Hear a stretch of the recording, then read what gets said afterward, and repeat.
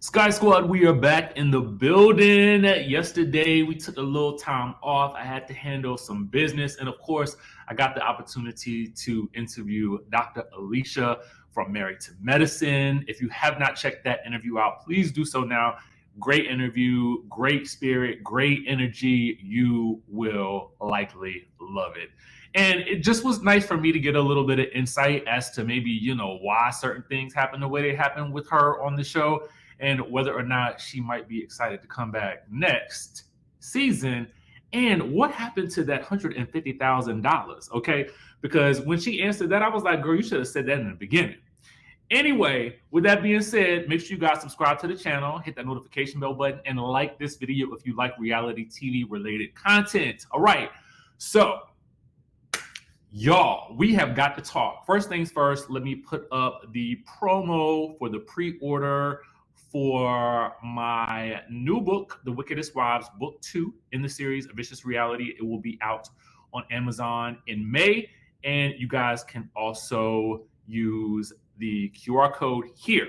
All right, so let's talk about Xscape, y'all. Let's talk about Xscape. I saw this news popping off first. The first place that I saw it was on Bingeworthy, Justin Diego's Instagram page. And then if you head on over to Straight from the A, you can get the exclusive tea about the letter that was apparently sent to the members of Xscape. Now, for those of you guys who may not know, Xscape and SWV are going out on tour. You must be living under a rock if you don't know it yet, okay? Because it's definitely happening, all right? Now, initially, we thought it was going to be a part 2 or season 2 to their reality TV series, but no, it is a tour as seen here on the Real Tamika Scott's page. You guys can go ahead and get the pre-sale tickets today, March 27th, back when it was initially posted, okay? You guys can see this here. This is still on her page, and I wanted to show you guys that it was still there because even though Latocha has sent them a letter basically indicating trademark infringement because, as you guys know, Tamika Scott and Latocha Scott own the Xscape name. Now, that letter is actually on Straight to the A's website, and I will place the link in the description down below so that you guys can read it if you have not done so already. Latocha is like, hold up. Y'all ain't let me know that y'all was trying to do this nationwide tour with Live Nation. And basically, this is directed at Live Nation and Mona Me Entertainment because, as you guys know, Mona Me has her hands all up in the mix. Now, the letter basically also states that Mona should really know better. I mean, I'm sort of giving you the quick and dirty, but it indicates that Mona should know better because they had to basically contact Latocha specifically to use the Xscape name for the Queens of R&B, Xscape, the SWV and Xscape show. So why would you not then basically contact me again to either A, give me the opportunity to say yes or no to this tour, and then B, you are using the trademark that I own. Boom. Okay. So that's the quick and dirty of it, right? So let's get into Xscape's response. All right. Let's get into it right now. Shout out to our friends over at the Neighborhood Talk. So this is what they say in response. All right. Now, this was a post and delete, and we're going to talk about why it was deleted in a minute. But let's get to what they say with regards to the use of their trademark, despite not having all of the groups of the members of the group active. It says hashtag the more you know. This was posted by Candy. It says a co-owner of a trademark is unable to maintain an infringement action against another co-owner of the same trademark.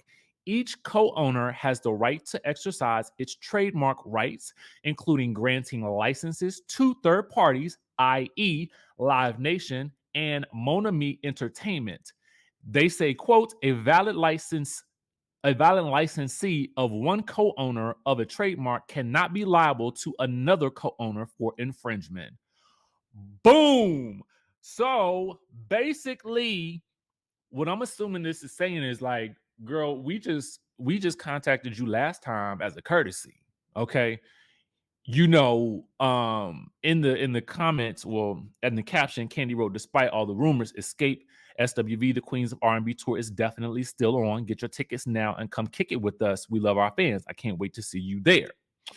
So she says, I swiped the caption from my girl at the real Tamika Scott. So I wanted to show you guys, I went to Tamika Scott's page to see if this was posted, and it wasn't. I went to Candy's page to see if it was posted, and it wasn't. So just like the Neighborhood Talk said, it was deleted. But if you see here, Candy in the comments says, I only deleted it because they want to do a collaboration post. It's going back up. Don't worry. Okay. The tour is still on, it seems like. So for me, I'm like, okay, thank God, because I happened to catch Xscape on tour, and I was like, y'all, they put it down. Okay, so I can't wait to see SWV, Maya, Total, and 702. Like, that is going to be the summer concert that I do not want to miss. I need to go ahead and get my tickets now. I need them to settle this whole situation. Latocha, let's talk real quick for a second, Latocha, and probably Rocky too, because probably Rocky, Rocky might have his hands up in this too. Now, listen. I know that Latocha had went on and, done the gospel situation, right? She did it, and, hallelujah, all that good stuff like that, right? And I want her to do well, and I do want her to prosper. But, it's a couple of things that I really do. I really have to ask, is would Latocha have even gone on this tour anyway, or does she just want some of the coin, that's associated with using the name, which a part of it she rightfully owns, right? So we can't really say, oh, she don't deserve nothing. But at the end of the day, if you've made it clear that you have no intentions on being with the group right now because you're doing your own thing and you're not speaking to nobody, I mean, I guess maybe they were supposed to handle it through your lawyers or whatever like that. I really don't know. But I also know that based on this, what it's looking like is if you directing this, my question is, did you not direct this infringement towards Xscape members themselves because you knew that you could not basically your co-owner could not infringe on you, so you chose to go in their direction, in Live Nation and Mona's direction instead, but not necessarily getting all the way down into the weeds with that other co-owner being able to license the name for a tour and still make a profit. I mean, if you missing out on tour money, then if to me it would seem like you would just simply say, hey girls, I want to be on this tour. Because at the end of the day, I feel like, you might, listen, is it the rent is always due, mama. The rent is always due. That's something we know. The rent, the mortgage, the phone bill, the car note, all of these things are due. So what's going on for real? That's what I want to know. And I want to know from you guys, do you feel like she is owed, money for this situation? Do you think she's owed an explanation? Do you think she's owed an offer to participate if she is not in contact with the members on a regular basis, not performing with them on a regular basis? And what about all the times that they have been performing in the past on these past tour dates? Are those also in infringement as well? Or is it just because this is such a nationwide, this is like a big tour? Is that the reason? Because it didn't seem like it was a problem with these shows that they have been doing, but all of a sudden it's a problem. So that's interesting to me. And in more legal news, we have yet another lawsuit that Bravo is facing. Okay, Bravo and NBC Universal. And this time it's from an ex-cast member of the show Vanderpump Rules. Now, if you are not familiar with who this cast member is, be sure to stick around because all will be explained as we go through what is being reported in the news. So you'll have a much better understanding in case you don't necessarily follow the show, but you're interested in the story. So let's dive right on in, courtesy of our friends over at the Bravo Snark side, but this is coming from Radar Online. So it says the ex-Vanderpump Rules star, Faith Stowers, sues Bravo for alleged discrimination years after accusations against Stassi Schroeder and Kristen Doughty. These two cast members are no longer on the show, although Kristen is, I believe, on Bravo's new show, The Valley, which does feature some of the old cast members from Vanderpump Rules who were all seemingly let go somewhat around the same time. Now, here's what's happening. She is suing over alleged discrimination and retaliation. Based on the court documents, her high-powered lawyers are saying that this case concerns Faith Stowers, a former cast member on Bravo's popular reality TV show Vanderpump Rules, who appeared as the show's only Black cast member before being driven out by a vicious campaign of racist harassment and retaliation. They go on to state that Stowers was recruited to the show by Lisa Vanderpump to, quote, add more, quote, color to the cast, the lawsuit says. Although she had never set out to be a reality star, she was excited about the opportunity and accepted the offer. She was paid a total of $5,000 for her first season.